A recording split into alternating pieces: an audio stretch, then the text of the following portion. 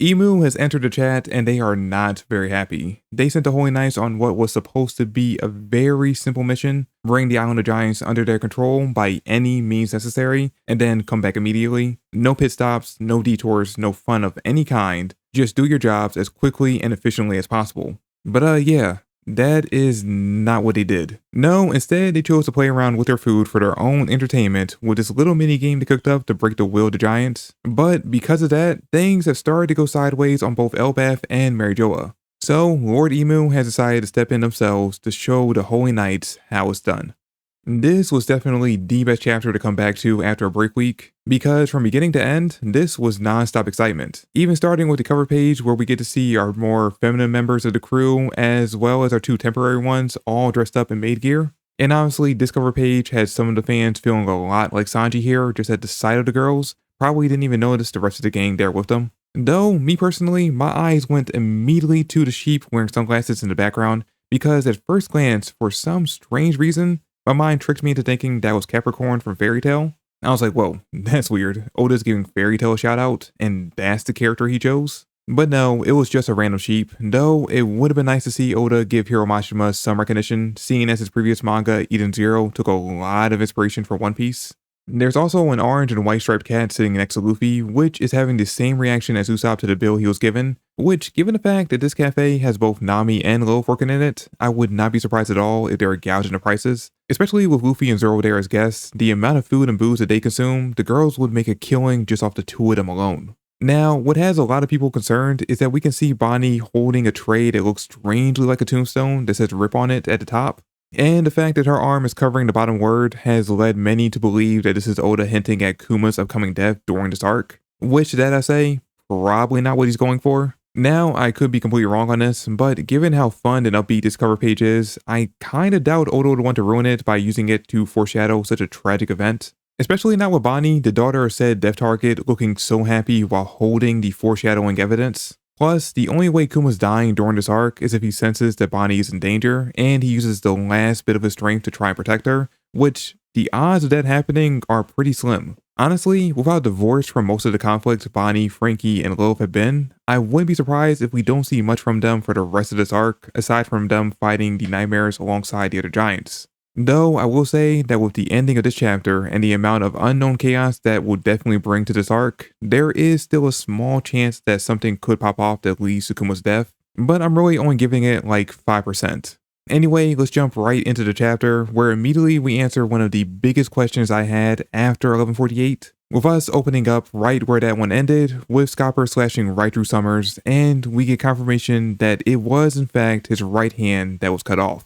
You can just barely see it in that panel showing Summers landing on the ground and Scopper doing his hero pose, but in that small shot, you can see that Summers is missing his right hand. And when I tell you that this was the thing that I wanted answered the most from this chapter, I'm not even joking. Like, I know the big talking point for most was whether or not Scopper had used Conqueror's Haki in his attack, and if that was what cut off Summers' ability to heal, but to me, the answer was kinda obvious. I never doubted for a second that the left hand of the Pirate King would have Conqueror's Haki, and it was all but confirmed when we got that line earlier in this arc that he stood equal to Roger and Rayleigh, who we know both had Conqueror's Haki.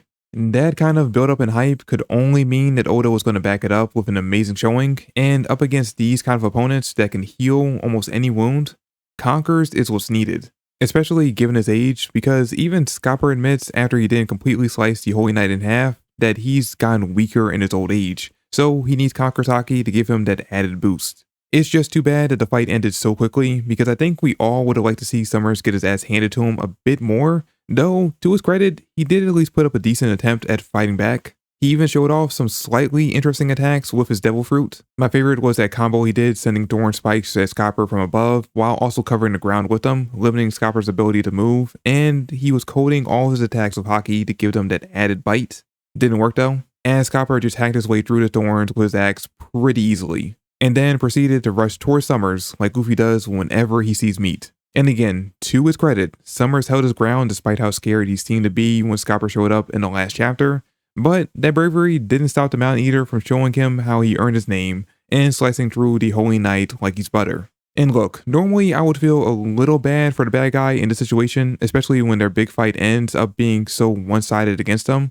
even more especially when said fight wasn't against the main character or part of the main cast. But yeah, no, Summers deserved this. Him wanting to have fun with this mission is the sole reason for every single bad thing that has happened over the past few chapters and in this one. Especially the surprise guests we get at the very end of the chapter. They wouldn't have showed up had he not played around so much and just did his job. Not to mention the sick pleasure he was taking in causing as much emotional pain to the Giants as he could. Yeah, no, Summers got exactly what he deserved. In fact, I wish he had been chopped up into a few more pieces, but lucky for him, Scopper was in a bit of a hurry. Though, as reluctant as I am to say this, we do have to thank Summers for one thing. He served as the perfect test subject for Oda to display just what is needed in order to take down someone with this kind of healing factor.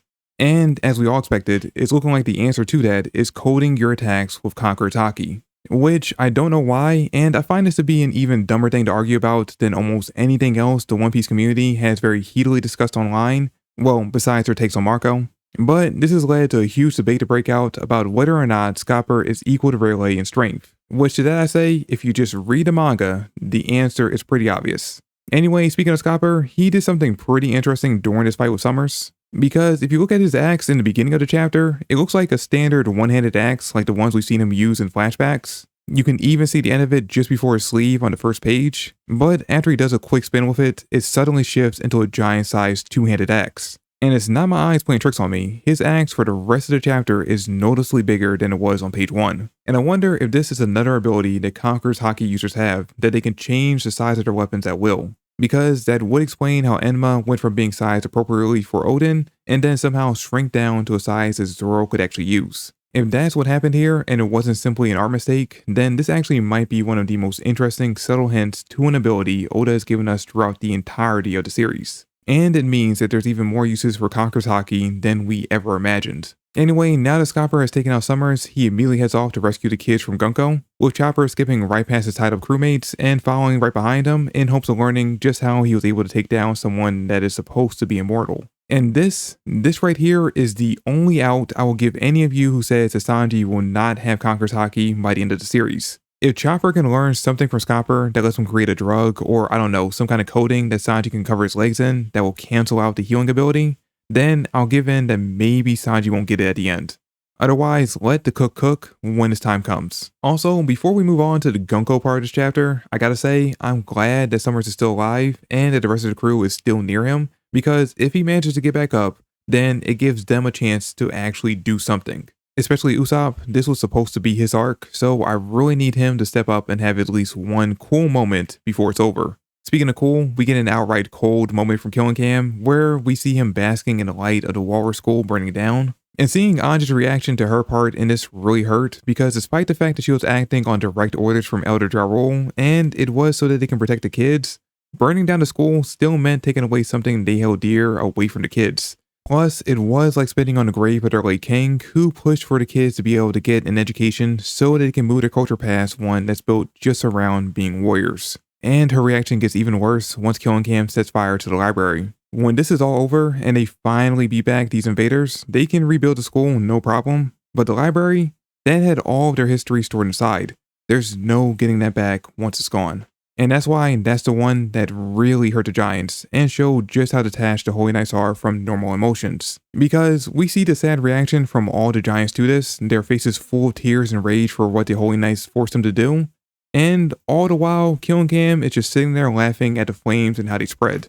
The only thing I'll give him is that he seemingly had enough of a heart to not force Anj to set the library on fire too, but that might have just been because he wanted to do it himself. So we can't even really give him that moment of compassion. Gunko, on the other hand, seemed to actually have a real human moment during all of this, because once she gets word from Killing Cam, she calls Ronya back off the arrow, who, due to feeling like she's the cause of all of this, begins crying and apologizing from the bottom of her heart. And Gunko seems in this brief moment to be genuinely concerned and confused why Ronya isn't happy that she gets to live. If you look at her face in this panel, it's like she's sad to see Ronya so sad, but she can't comprehend why this kid is sad, because to her, self-preservation should come before anything else. So she's also frustrated that the kid's not happier. Yet Gunko's going through a whole mess of emotions in this single moment.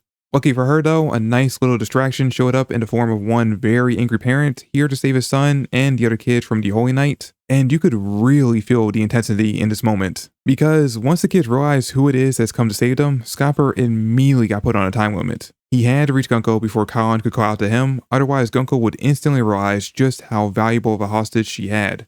And once she did, it was pretty much over. Even without future sight, Scopper knew that the odds of him killing her before she killed Colin were very slim. By the way, I saw some confusion online about how Scopper lost to her in speed when he tried to blitz her, but what I think people missed is that she used her arrow to get over to Colin. So we can assume that she can travel across her arrows almost instantaneously. In fact, I'm almost certain we saw her do that same thing back when she was attacking Loki. So no matter how fast Scopper was, even in his prime, I'm not sure he would have been able to stop her from getting to Colin, which means he was now forced to make the decision that any parent would to sacrifice himself in order to protect his kid.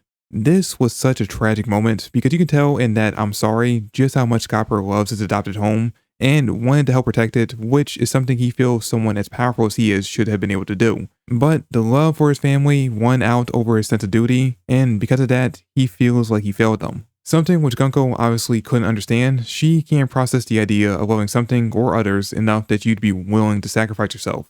At least not the current Gunko, who we discover this entire time has been a brand new persona created by someone in the World Gov, most likely Emu, erasing her memories. But just the sound of Colin calling out for his daddy was enough to break that thin wall separating the current her from her past and allowed her to remember bits and pieces. Just enough to confirm that she did in fact know Brooke prior to him becoming a pirate. Which, by the way, means that she is much older than she looks. I mean, much older. Probably like closer to her 60s since we see her as such a young girl with Brooke back in her flashback. And speaking of the flashback, we see her calling out to her dad in it in the manner that you usually do when something bad is happening to them, like say dying. So odds are, if we get the continuation of it, we'll get to see how the World Gov conquered her kingdom, and we'll get confirmation on whether or not she was its princess. Which odds are she probably was if being royalty of some kind is a requirement for becoming a holy knight. But that is a big if, because once she starts to remember and is about to rush back to Brooke to free him, that's when Emu steps in, angry about how long it's taken the holy knights to get their job done, because they are needed back on Marijoa to help stop whatever crisis is going down. Which, by the way, can we point out the irony in that the reason they're taking so long is because they wanted to burn down the school and library, and now we find out that their home is currently on fire too. Anyway, now that Emu is here, things have gotten a lot more serious, and the odds of the good guys winning have dropped down dramatically, because even when using Gunko as a proxy, they are still likely leagues above anyone on this island in terms of power. But we do potentially have a method to expel them from Gunko's body, the explosion of Conqueror's Haki that we saw used back on Egghead, which, based on what we saw back then, might also work in kicking the other Holy Knights off the island, since they were summoned here by Gunko, similar to how Saturn summoned the other elders. The only problem with that plan though, is that besides maybe Scopper, no one else has that kind of mastery of Haki, and he's been taken out of commission. Though there is still hope for this legendary pirate, because even though he gets shot full arrows and falls down towards the underworld, Chopper immediately nosedived right after him, so there's still a chance Chopper could save him. They'll just need to, find a way to actually land without dying. But based on the way the plot's going, there's not really much to worry about in that regard, because more than likely, they'll end up falling just above where Luffy and the rest are. Luffy will save them, hopefully in a much safer way than he did the New Giant Warrior Pirates, and this will be how they finally learn about what's happening. And since Scopper most likely won't be able to jump back into the action, this will be the time where he gives Luffy and the others a crash course on how better to use their Haki. Which, if Loki is also revealed to be a conqueror and has recovered enough to rejoin the fight, hopefully what they learn from Scopper is enough for these two sun gods to root out this brand new threat.